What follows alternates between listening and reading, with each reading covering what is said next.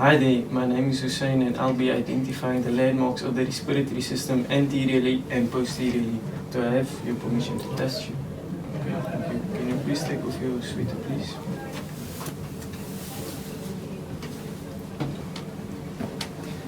The landmarks on the respiratory system anteriorly include the sternal notch, the two clavicles, the sternocleidomastoid muscle, which is connected to the sternum, the clavicle and the mastoid bone. Then we have the, as we move down the sternal notch, we have the manubrium, followed by the angle of Louis, which is attached to the manubrium, sternum and the second rib. Laterally between the ribs, we have the intercostal spaces. As we move down the angle of Louis, we identify the sternum, followed by the xiphoid process. The lung is divided into 4 zones: anterior, mid, lower, and lateral zones. Middle of each clavicle, we have the mid-clavicular lines, and on the patient's side, we have the anterior, mid, and posterior axillary lines. Okay, can you please turn around for me, please? Okay. The landmarks of the respiratory systems posteriorly include the scapulae. As the patient bends his neck, we can identify the C7 vertebra and the spine. Thank you. Before we begin, we're just going to ensure that the patient is at a 45-degree angle, the upper part of the body is exposed, and that the patient is under good lighting for the examination. Good day, sir. My name is Nessentia Maji. I'm going to be starting with the general examination of Jaco on you. Is that okay with you? Yes. I'm going to start by checking for jaundice. Jaundice is caused by hyperbilirubinemia. I'm going to start by checking your sclera and then your buccal mucosa in the mouth. Can you lift up your tongue? Okay, it shows no yellow discoloration. This means that jaundice is not a concern in this patient. And in dark-skinned patients, the brown sclera can be mistaken for jaundice. Good day, I'm Shakira Ibrahim and I'll be checking you for anemia. Is that okay with you? Okay, I'll be pulling down your eyelids to check for the color of your conjunctiva.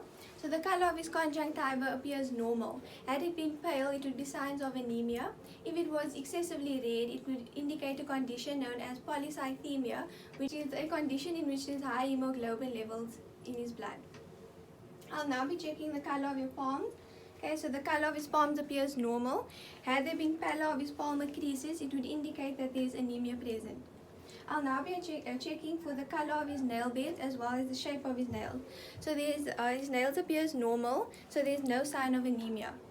A spoon-shaped nails known as colonesia as well as pale nail beds may indicate anemia. My name is Ilke and I'll be checking for any signs of clubbing on your hands today. Is that okay with you? Yes. Okay, perfect. So could you please lift up your fingernails like this? I'll be doing the shamrock test on you. Okay, so next. Yes, you. Okay, next. Okay, perfect. Next, I'll be rocking your nail beds gently just to check for signs of clubbing. Okay, great. Since there's no sign of a loss of diamond shape between your fingernails or the hypernucleal angle, and I can rock your nail beds gently, there's fortunately no sign of clubbing in your hands. Hello, my name is Yana, and I'll be checking for the presence of cyanosis, if that's okay with you. Yes. Can I please see your hands? Checking for peripheral cyanosis in your fingertips and toes. And in your mouth, you can please open your mouth, put your tongue to your palate. There is no blue discoloration, which means no decreased levels of oxygen in your superficial blood vessels, so there's no presence of cyanosis. Thank you. Hi, my name is Stefani and I will be checking for any excessive fluid called edema. Do I have your consent? Yes. Okay, so I'll be checking the skin of the hands and the feet and the ankles to look for presence of edema. And edema is characterized by pitting, where the skin is indented and it refills very slowly. Could you please lie down for me? So I will gently place my fingertips over the distal part of the tibia, and I will put a soft pressure there.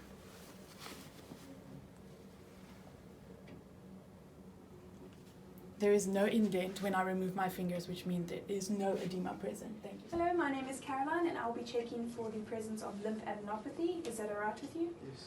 Okay.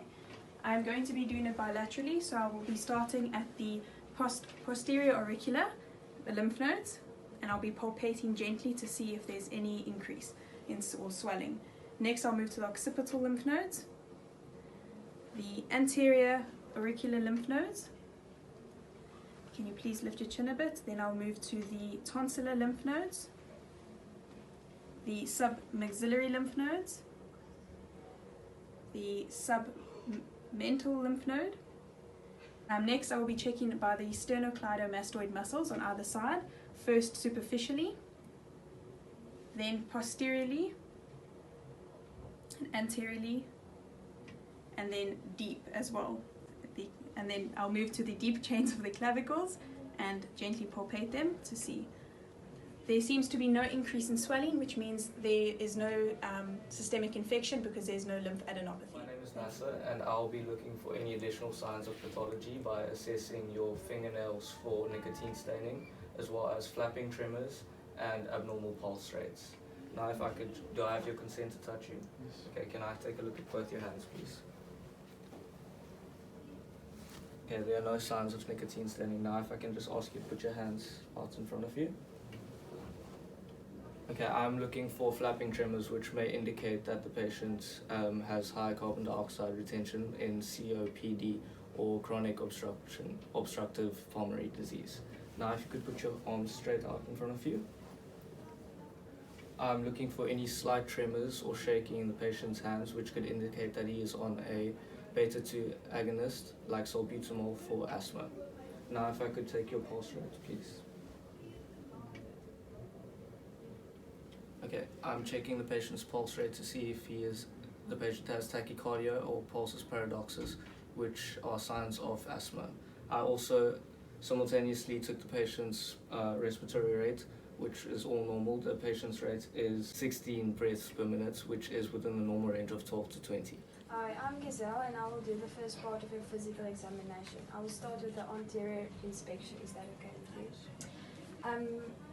You don't have any signs of respiratory distress. Your nose don't show any signs of alar flare. You don't have any signs like breathlessness, cyanosis, stridor, or cough. Looking at his skin color is normal. There's no signs of masses, scars, surgical lesions, and areas of irritation. There's also no sign of blood vessel dilation. The shape of his chest is normal because a normal adult chest is 2 times the width as its depth. Abnormal skin chest would include pigeon chest, barrel chest, and funnel chest. I will now look if his trachea is normal. Looks like it's symmetrical, but it will be confirmed during palpation. Hello sir, I'm Dimple. I'm a first year medical student and I'll be continuing the inspection portion of your examination. Is that okay with you? Okay, so I'll first start off by standing at the head of the bed behind the patient. Can you please put your head down for me, sir? Looking down at the patient's clavicles, you can see that there's equal elevation of the clavicles, meaning that there's symmetrical and equal expansion of the upper lobes of the lungs. It's normal, meaning that there is no pathology. Next, I will be looking at the expansion of the lower lobes of the patient's lungs, and there's equal and symmetrical expansion of the lungs, indicating that there's no pathology. Can you please stand up for me? Thank you.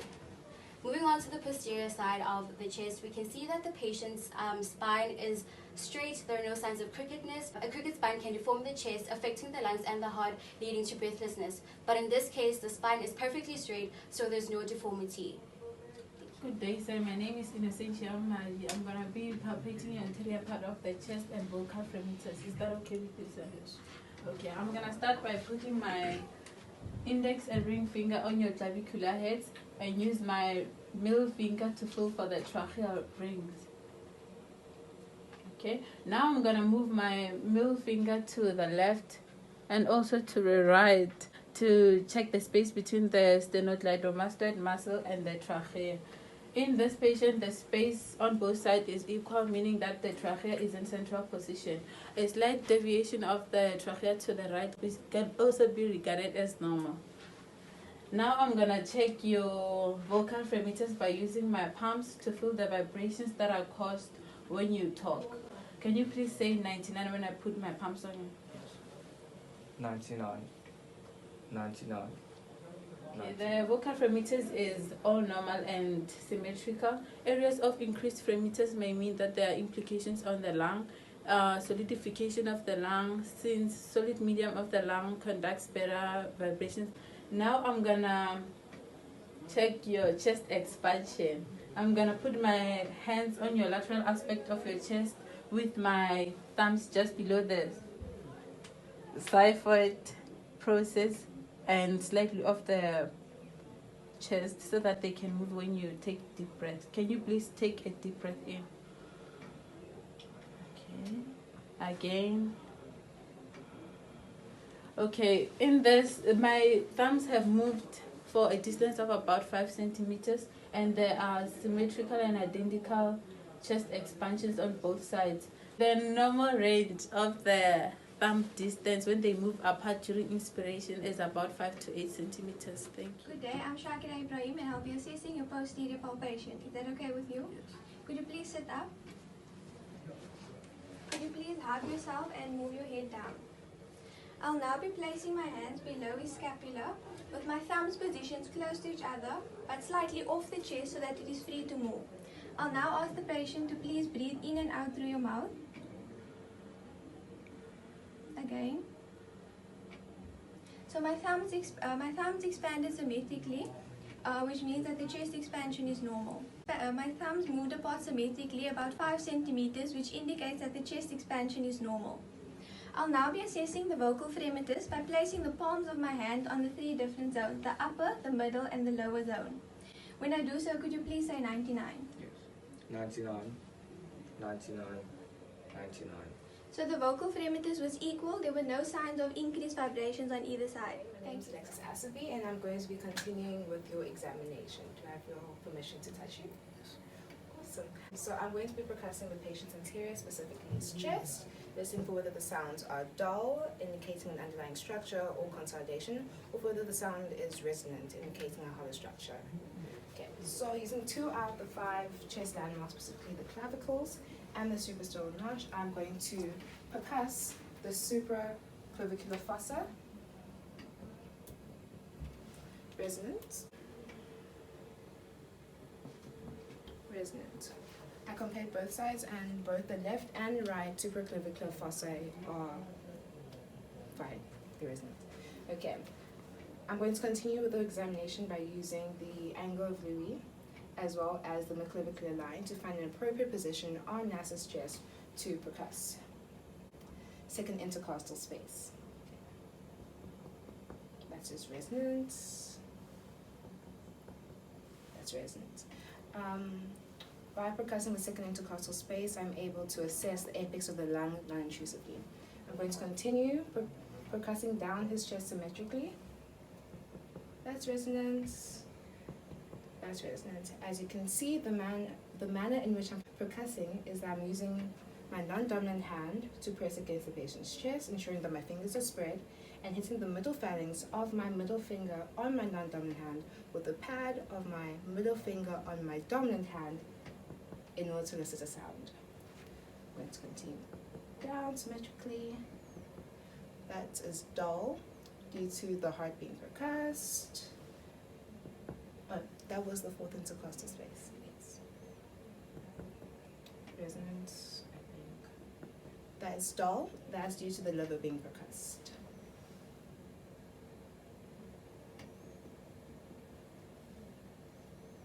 Resonance, dull, still the liver. Lastly, I'm going to percuss his anterior axillary line.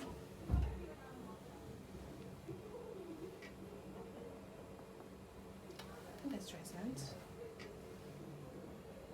That is dull due to possibly the spleen. Thank you. Hello, my name is Caroline and I'll be continuing with the posterior percussion of the examination. Can I ask you to please sit up and face that way? Do I have your consent to touch you? Yes. Thank you. Can I ask you to please lower your head for me? Thank you. And hug yourself. Okay. As we begin, we will start by percussing the supraclavicular fossa of the patient, starting on the left side. That is resonant. Moving to the right side, also resonant. Next we will locate the C7 vertebrae of the spine, and we will move just to the left of that and start the percussion again. Moving across to the right side, down, resonant, across, resonant, and I will just continue to do this, following the shape of the lungs, each time hearing a resonant sound.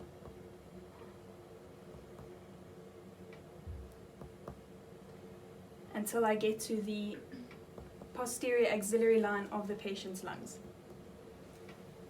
All sounds were resonant. A slight dullness can be heard when percussing over the kidney area as well as the spleen area, but in this case it was resonant.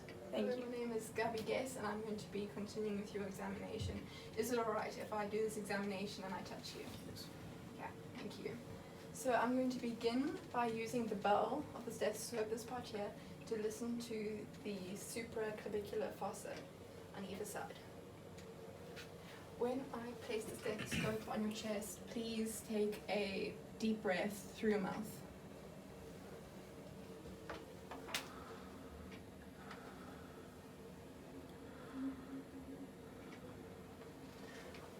All I hear is bronchial breathing, which is completely normal in this area and only this area.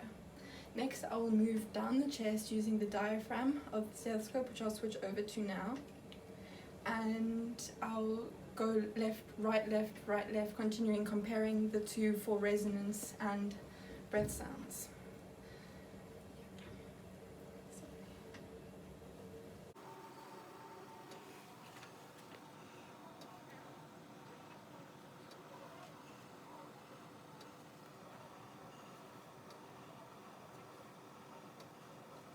All I heard was vesicular breathing, which is completely normal in this part of the chest. I did not hear any pleural rub or wheezing. Finally, I will be doing the vocal resonance, in which I will move down, again symmetrically down your chest, and I'd like you to say 99 when I put the stethoscope down.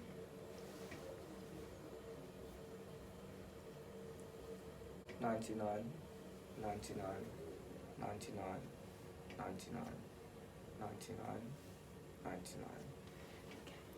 The sound is muted and dull, which is perfectly normal. Thank you for your Hi time. patient Kasim, it's Ilka. So I'm going to be doing the posterior auscultation on you to check for your breathing. So could you please sit up? And thank you. Could you please cross your arms and tilt your neck down? Okay, so when I place a stethoscope on your chest, please breathe deeply through your mouth.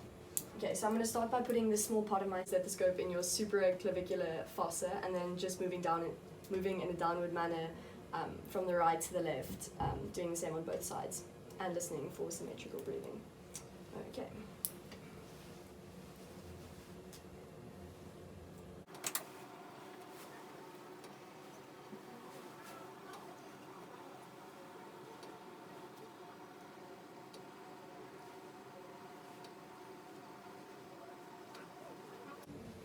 Okay, perfect. So your breathing sounds were symmetrical and vesicular, and breathing on the right and the left were the same and normal.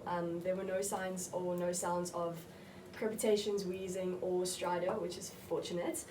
Next, I'm going to be checking for vocal resonance, so when I place the stethoscope on your back, please just say the words 99. 99, 99, 99, 99, 99, 99. Okay, perfect. So we're finished with your examination. You may get dressed. Thank you so much.